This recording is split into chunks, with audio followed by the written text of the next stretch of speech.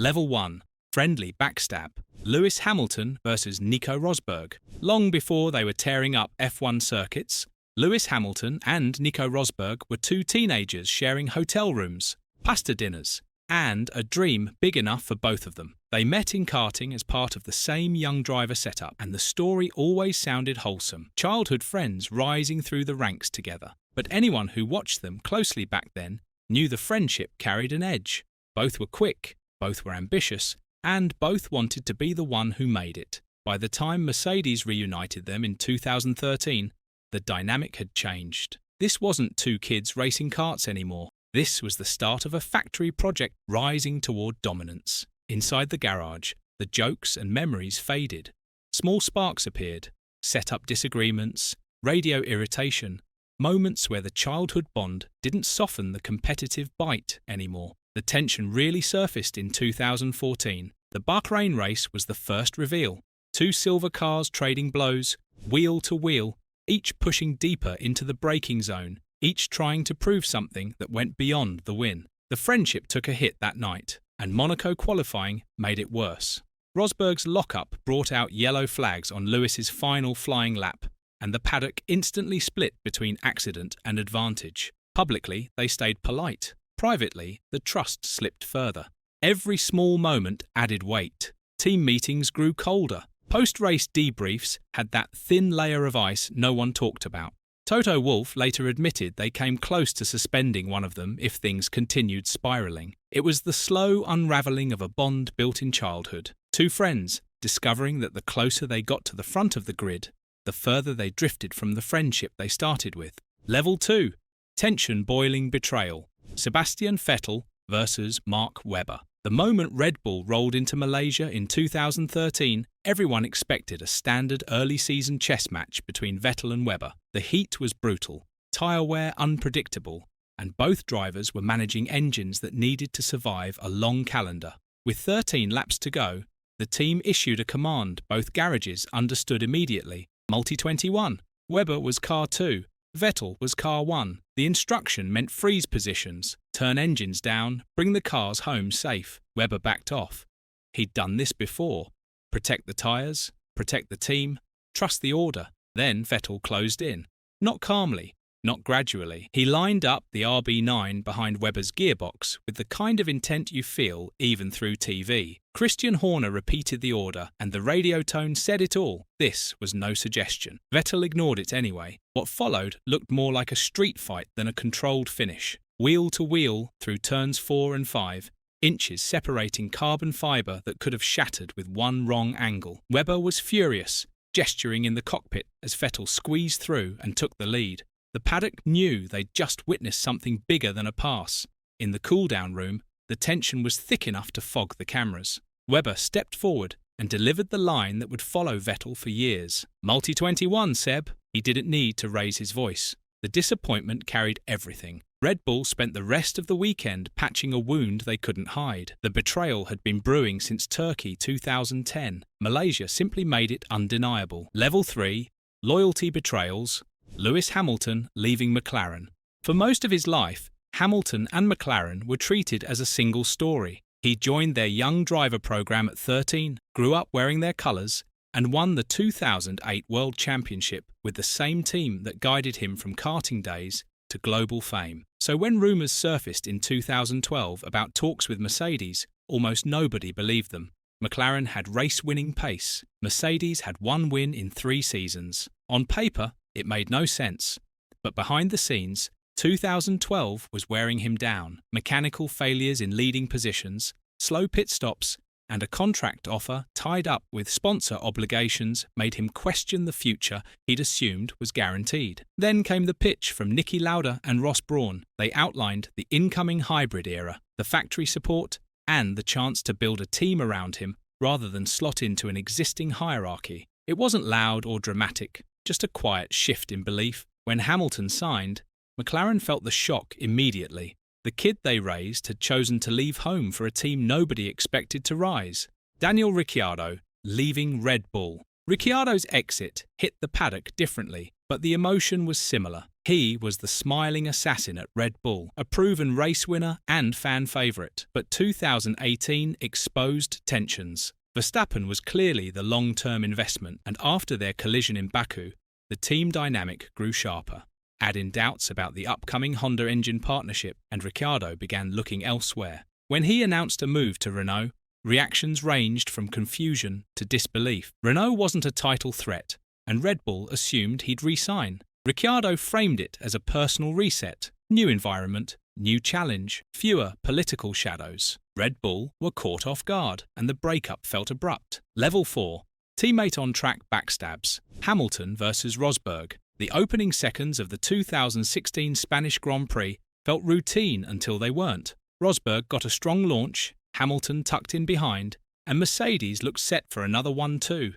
But halfway through the first lap, Rosberg selected the wrong engine mode, sending him into a sudden drop of acceleration. Hamilton saw the gap immediately and committed. He darted for the inside, wheels touching the grass as he tried to slip through.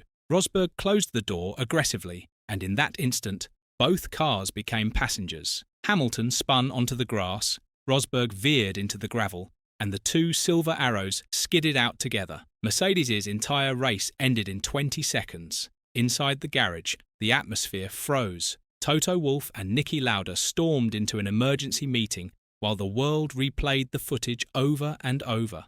That was the point where their rivalry broke whatever pieces of friendship were left from their junior days. Every conversation that followed was tense, every media appearance tightly controlled. The championship fight had turned into open warfare. Vettel versus Leclerc. Ferrari's 2019 season had already been tense, and Brazil magnified everything. With a few laps left, Leclerc pulled a clean move on Vettel into turn 1. Vettel attacked immediately on the next straight, lining up the repass with millimetre precision. Their wheels touched lightly, barely more than a tap.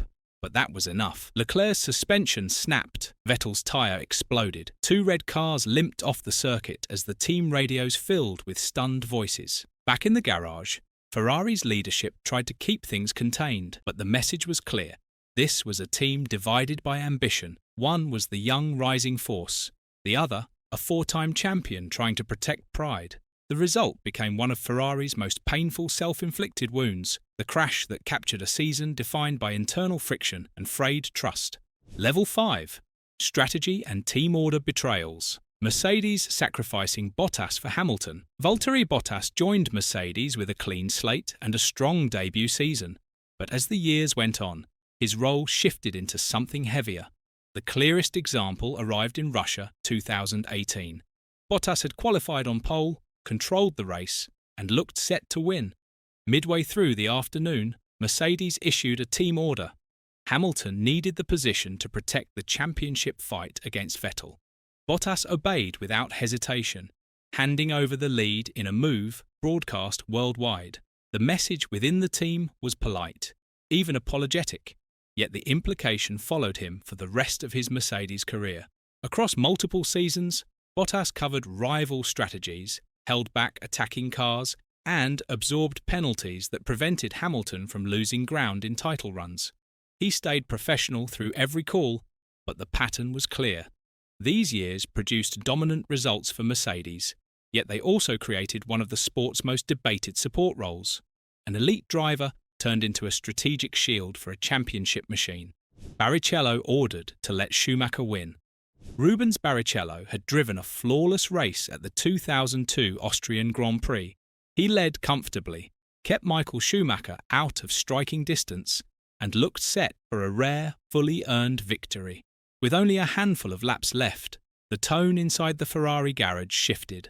Messages from the pit wall became increasingly urgent. Barrichello was told Schumacher needed the points for the championship campaign. The instruction grew sharper each time, pushing him toward a choice no driver wants to face. On the final lap, moments from the checkered flag, he backed off just enough for Schumacher to slip past. The crowd didn't cheer. Many booed. The podium ceremony felt off, with Schumacher awkwardly trying to bring Barrichello onto the top step. The FIA took notice and launched an investigation that led to new rules on team orders the following season. The moment became one of Ferrari's most criticised decisions. a reminder of how ruthless championship arithmetic could become at the expense of a driver's pride. Level 6. Organizational Betrayals. Spygate. The 2007 season was already tense, with McLaren and Ferrari trading blows on track every weekend. Behind the scenes, something far more explosive was brewing. Ferrari engineer Nigel Stepney had grown frustrated with internal politics, and that frustration opened the door to one of Formula One's biggest scandals. Stepney passed confidential Ferrari documents, hundreds of pages covering car setups, strategies, and design secrets, to McLaren's chief designer, Mike Coughlin. The exchange came to light in an unexpected way. A photocopy shop alerted Ferrari after spotting the material. Once the investigation started, the scale became undeniable. The FIA launched hearings, teams lawyered up, and McLaren found itself cornered. The punishment was historic. McLaren was fined $100 million and excluded from the Constructors' Championship. Drivers were allowed to keep racing, but the team's reputation was shaken for years. Even today, Spygate sits among the sport's most infamous breaches of trust, an off-track power play that rewrote the limits of rivalry. Crashgate. The 2008 Singapore Grand Prix was supposed to be a showcase. F1's first night race, a new atmosphere, everything polished for global attention. 15 laps in, Nelson Piquet Jr. spun into the wall at turn 17, triggering a safety car that flipped the race order. Fernando Alonso, who had pitted early, jumped to the front and later took the win. At the time, it looked like a clever piece of strategy lining up with perfect luck. Months later, Piquet revealed the crash was deliberate and ordered by the team. The FIA opened a full investigation, interviewing engineers, analysing data, and reviewing radio messages. Renault's managing director Flavio Briatore and engineering director Pat Simons were removed from the sport, with bans and suspensions following. The scandal shook F1's foundation. It was a team manipulating a live race through a wall hit that could have ended far worse. Years later, the Singapore crash remains one of the clearest examples of how organisational pressure can twist competition into something darker, leaving a permanent mark on the sport's history. Level 7. Title-deciding betrayals. Schumacher versus Damon Hill. Adelaide, 1994 carried a tension that had been building all season. Michael Schumacher and Damon Hill were separated by a single point heading into the final race, with a title on the line and the pressure sitting heavy on both garages. On lap 36, Schumacher clipped a wall while defending the lead. His Benetton bounced back onto the racing line, damaged and slow. Hill saw a chance to dive inside at the next corner. As he committed, Schumacher turned in and the two collided. Both cars were out instantly. The moment became one of the most dissected incidents in Formula One history. With neither driver able to continue, Schumacher became world champion. The debates never stopped. Hill believed there was space and intent.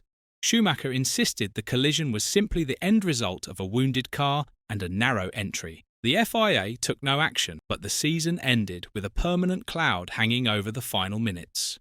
Adelaide set a template for how championship pressure could push rivalries past the limit, shaping how both men were remembered. Prost versus Senna. Few rivalries in sport carry the electricity of Alain Prost and Ayrton Senna. Their battles at McLaren had already fractured the team into two camps by 1989. At Suzuka that year, Senna needed a win to stay in the title fight. Late in the race, he attacked Prost into the chicane, and their cars locked together. Prost climbed out. Senna got a push start, pitted for a new wing, and still crossed the line first, but the FIA disqualified him for cutting the chicane. Prost took the championship, and the political storm that followed deepened the divide. 1 year later, Senna arrived at Suzuka with every memory of that night still alive. He secured pole position, but the FIA insisted on placing the pole slot on the dusty side of the grid. Senna protested, arguing it favoured Prost. The ruling held. When the lights went out, Senna launched forward and collided with Prost at turn 1, sending both cars into the gravel. The collision ended the race and secured Senna the 1990 title. Across 2 seasons, their clashes shaped the direction of Formula One itself, a rivalry where championship drama turned into defining moments of sporting betrayal. And that's it. So, which of these betrayals do you think left the deepest scar on the drivers involved? Comment down below, leave a like, subscribe, and turn on the notification bell for more amazing videos like this one.